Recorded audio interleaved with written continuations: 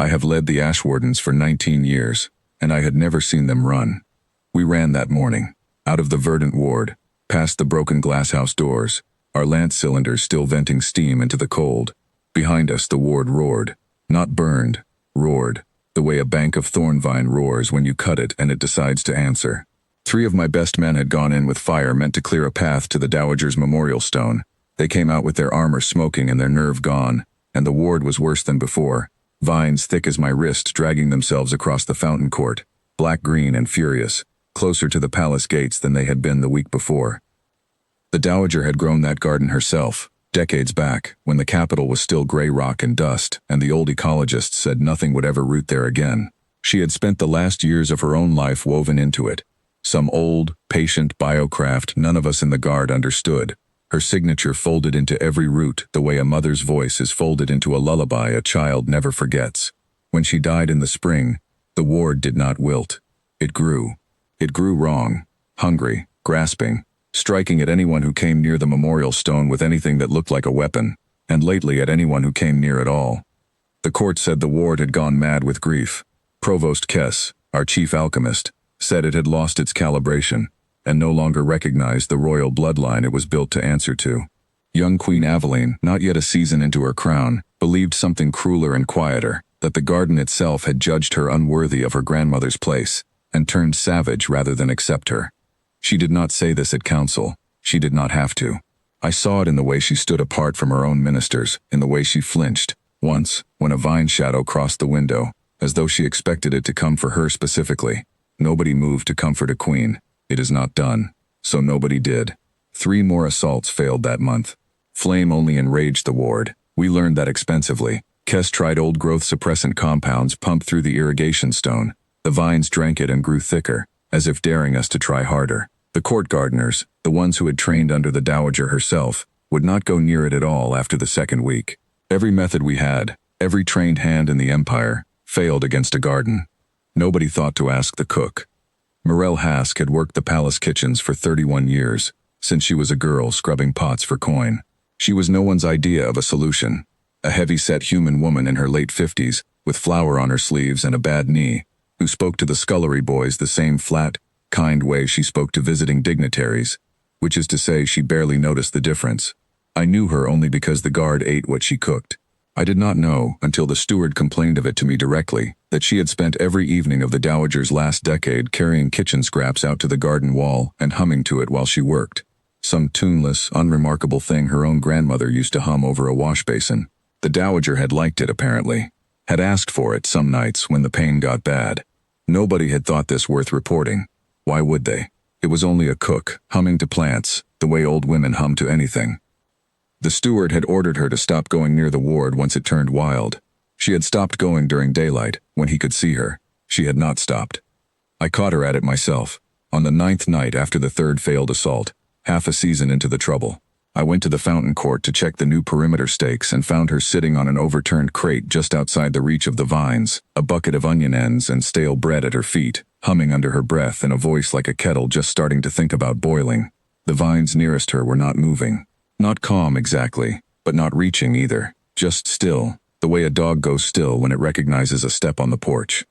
I told her, as gently as a man in scorched armor can manage anything gently, that this was a restricted and dangerous area, and that I would have to report her.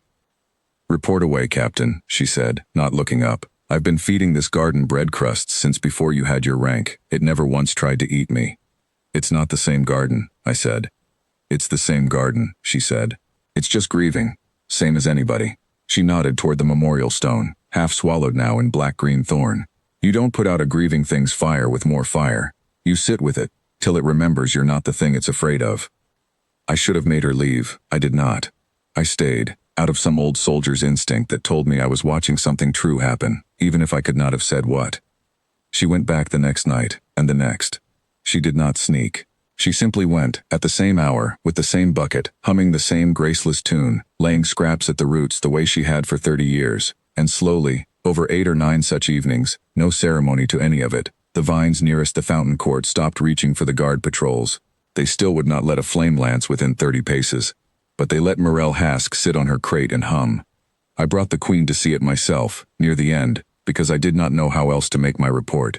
We stood at the edge of the court in the blue evening light and watched an old cook feed onion ends to a garden that had put 3 of my men in the infirmary, and the queen, I had never seen her so quiet. "She isn't afraid of it," the queen said. "No, Majesty. It knows that." The queen stepped forward before I could stop her, out past the stakes, out to where the vines could reach her in a single strike if they chose to. They did not choose to. They only stirred, the way grass stirs in a wind that hasn't decided which way to blow yet. Morel looked up, unbothered, the way she looked up at anyone.